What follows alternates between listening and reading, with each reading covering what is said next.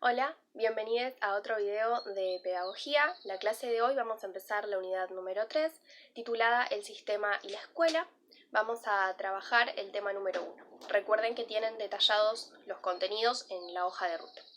Vamos a empezar por definir el concepto de sistema educativo. Lo vamos a hacer desde los lineamientos de Viñao, por lo tanto es importante que tengan en cuenta que nos vamos a estar refiriendo a sistemas educativos nacionales europeos y particularmente el caso de España. Vamos a decir que los sistemas educativos o que un sistema educativo es una red o un conjunto de instituciones educativas de educación formal. Comparten algunas características, como pueden ser estar diferenciadas por niveles o ciclos, que sean los poderes públicos quienes forman, seleccionan y supervisan a los docentes, y entre otras. Pero lo esencial para que puedan articularse como tal, como sistemas educativos, es que la educación sea considerada como una competencia del Estado. Cuando nos referimos a su formación, vamos a destacar un doble proceso, de sistematización y de segmentación.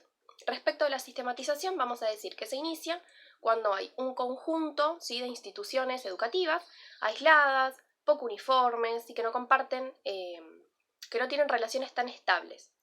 Y por otro lado, respecto a la segmentación, vamos a decir que es una vez que se consolida si este sistema comienza a dividirse en segmentos o en trayectorias paralelas, y puede ser horizontal cuando hablamos de una o más modalidades de enseñanza, dos o más modalidades de enseñanza para un mismo grupo poblacional, o vertical cuando este sistema se divide en segmentos o compartimentos paralelos, estancos, sucesivos, según su amplitud temporal.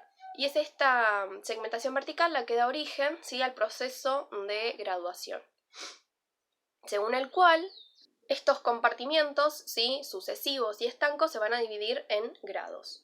Tenemos dos manifestaciones posibles de este proceso de graduación. Por un lado, su aspecto pedagógico, que va a tener primero que ver con la fragmentación curricular, y por otro lado con la división o clasificación de alumnos en función de su edad para conformar grupos que pretenden ser homogéneos. Y el otro aspecto es el aspecto arquitectónico del proceso de graduación, que va a tener que ver con agrupamientos de estos otros grupos pretendidamente homogéneos en aulas. Acá podemos observar, como pequeño paréntesis, algunas similitudes con unas de las teorías que trabajamos la clase 3, por ejemplo. Hay otros dos posibles procesos a mencionar que forman parte de esta consolidación y expansión del sistema educativo, que es por un lado la conformación de un cuerpo especializado de docentes y por otro lado el diseño de un marco legal estatal para regular no solo el funcionamiento de los sistemas educativos, sino también para regular a ese cuerpo de docentes. Cuando todos estos procesos se cristalizan, le dan la impronta rígida y jerárquica al sistema educativo.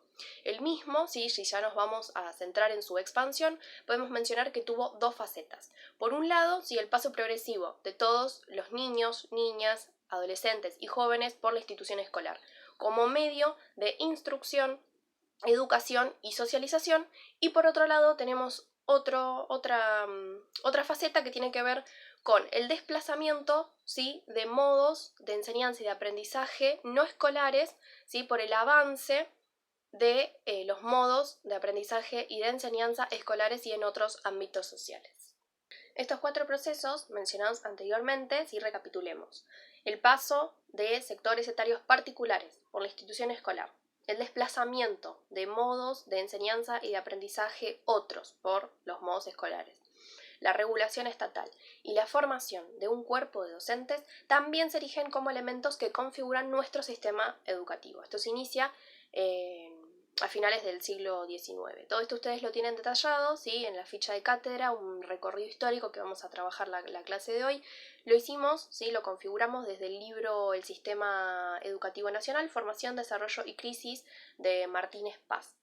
Si bien es un libro que ordena muy bien el recorrido histórico, es muy preciso, encontramos con la cátedra algunas diferencias ideológicas con el autor, así que les sugerimos que sean críticos, que sean críticas al momento de abordar esta lectura. Si les interesa leer el libro completo, tienen el link en la misma ficha de cátedra. ¿sí? Traten de buscar la biografía del autor, ¿sí? Buscar indagar en otros detalles. El autor desagrega todo este recorrido histórico en 3 etapas. ¿Sí? Nosotros nos vamos a centrar fundamentalmente en la primera y la segunda etapa, que es en donde se habla puntualmente de la formación y consolidación del sistema, y lo vamos a trabajar desde la educación primaria. Y luego vamos a hacer un breve resumen, ¿sí? Y un poquito de análisis respecto del nivel secundario. La primera etapa está situada temporalmente entre 1861 y 1884. Aquí todavía no hay un sistema educativo ¿sí? consolidado como tal, porque se basaban ¿sí? los intentos educativos en tradiciones locales, regionales, en toda esta diversidad de perspectivas, y no permitió darle un sentido nacional ¿sí? a la enseñanza y al sistema, al posible sistema educativo. A esto se sumaban la falta de maestros preparados, el proceso migratorio que afrontaba el país y la baja concurrencia a las instituciones escolares. Sin embargo, las ideas de orden y progreso le dan una nueva impronta a la educación, como una nueva función política, social, que determinó que la educación era un derecho de los ciudadanos y también una obligación de los gobiernos.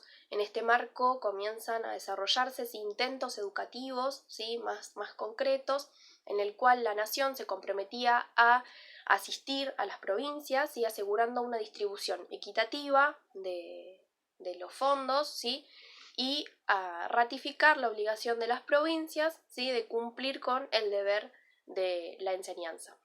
Estas ideas se concretan en la Ley 463 de 1871, que organizó la distribución de las subvenciones y también fomentó a las provincias a generar sus propios fondos. Sin embargo, no rindió frutos, puesto que era una medida de emergencia que no podía solucionar el déficit económico que acarreaban las provincias, y también a esto se le sumó la falta de datos estadísticos, por lo que también era difícil determinar qué monto debería ir, o qué monto sería el suficiente para poder solucionar las necesidades reales de las instituciones escolares. Además de la cuestión presupuestaria, se sumó, como mencionábamos antes, la falta de profesionales, la falta de maestros preparados. En este momento, como intento de solución de este problema, comienzan a abrirse las primeras escuelas normales que paulatinamente se van a ir distribuyendo a lo largo de todo el país. Esto dio como resultado una nueva corriente, el normalismo, enmarcada en una filosofía positivista que intentaba constituir la nación desde la imposición de una cultura civilizada, o las formas republicanas de la sociedad, como se creía en ese momento. Entonces, por sus características y sus fines, la escuela normal quedó atada, quedó unida al nivel primario. Si les interesa saber más al respecto, pueden investigar algunos de los escritos de Inés Dussel. Les voy a dejar algunos en el anexo al final de la publicación. La segunda etapa se da entre 1884 y 1916 y se caracteriza por la organización de las instituciones ya creadas en periodos anteriores hacia esta organización rumbo hacia la consolidación de un único sistema, el sistema educativo nacional, sobre las bases institucionales de 3 niveles, el primario, el secundario y el superior. Acá podemos observar los conceptos de sistematización y segmentación de Viñao.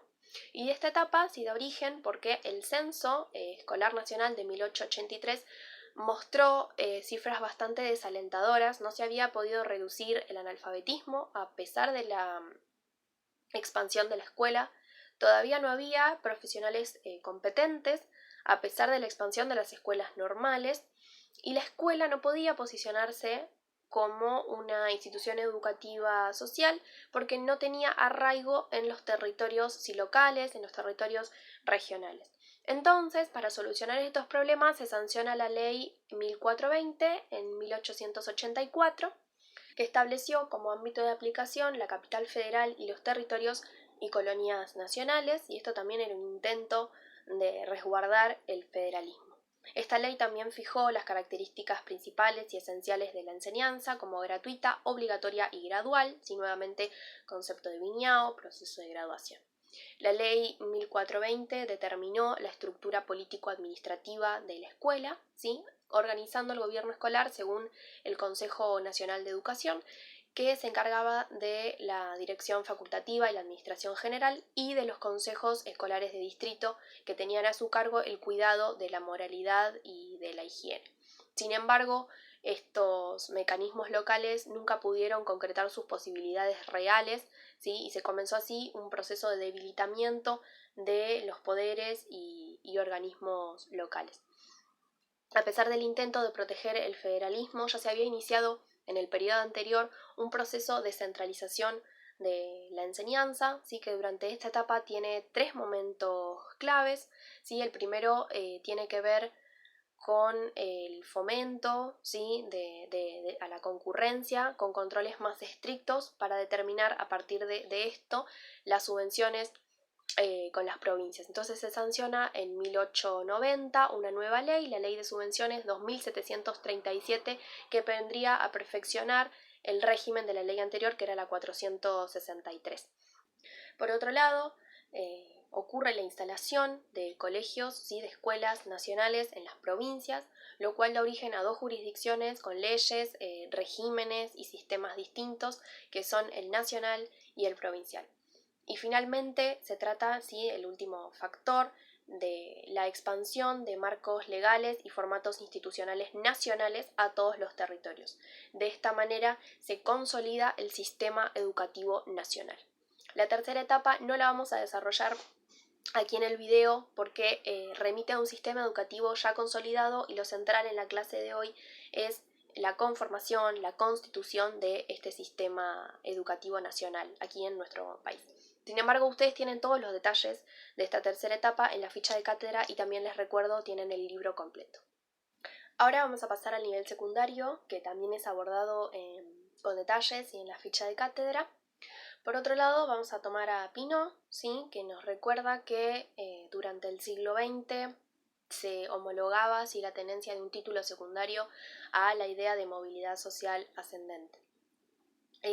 Esta tendencia, ¿sí?, entonces expansiva de la matrícula del nivel secundario se frena, ¿sí?, en la década del 70 por efecto de la última dictadura cívico-militar eclesiástica, que no solamente redujo el financiamiento económico al sistema educativo, sino que también comenzó a producir prácticas autoritarias y discriminatorias dentro del sistema escolar, que generó una tendencia expulsiva del nivel secundario.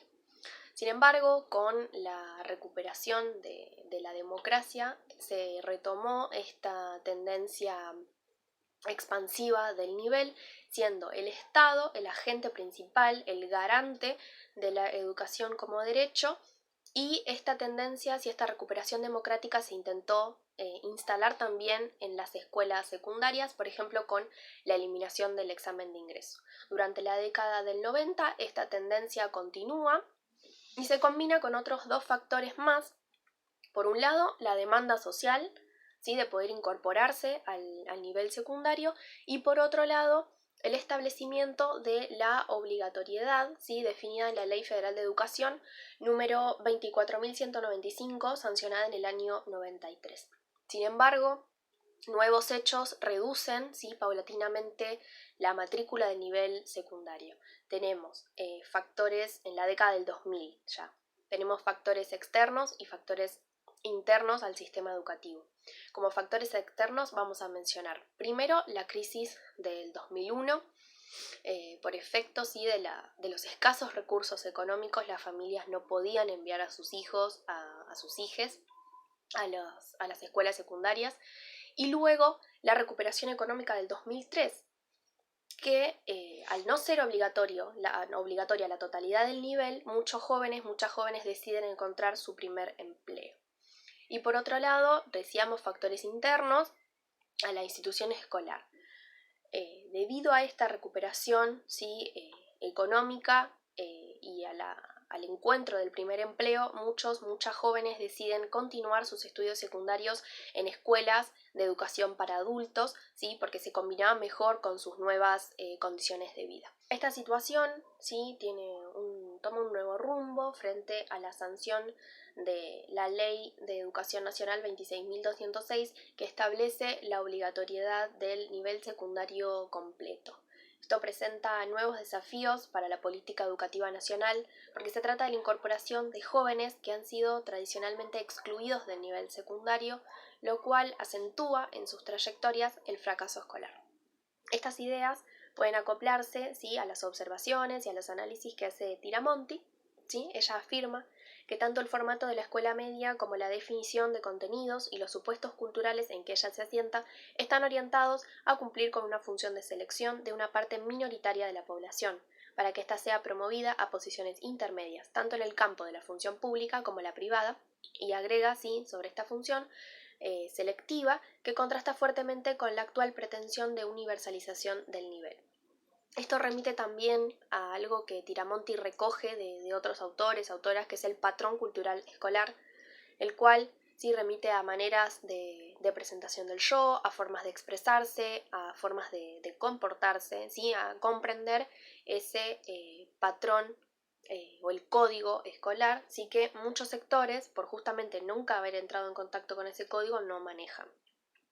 Otra cuestión que también está íntimamente relacionada, ¿sí?, con el establecimiento de este patrón y con la configuración de los sistemas educativos de fines del siglo XIX y principios del siglo XX, que lógicamente impacta en la configuración del nivel secundario, si es la lógica sociopolítica estadocéntrica con la cual se configuran estos sistemas, como veníamos trabajando antes, ¿no? El poder del Estado se manifiesta de hecho en su capacidad para definir parámetros, ¿sí?, de incorporación cultural y de socialización, y además funcionó durante este periodo, ¿sí?, como referente material, puesto que financiaba y administraba las instituciones escolares, pero también funcionó como referente simbólico, en tanto que proveía un sentido, ¿sí?, universalista y homogeneizante a todas estas instituciones. Por lo tanto, el sistema educativo o la institución escolar se erigió como una institución, ¿sí?, de regulación social y consecuentemente también como un instrumento de gobernabilidad. Como último punto, para cerrar la clase de hoy, cabe destacar la presencia, ¿sí?, del concepto de poder en la formación y consolidación de los sistemas educativos, ¿sí? Este concepto de poder lo van a profundizar un poco más en la clase que viene con la profe Janina. No se olviden, ¿sí?, para terminar la clase de hoy, de realizar la actividad número 2 y de revisar también los anexos y la bibliografía que están al final de la publicación. Les mando un saludo, hasta la próxima.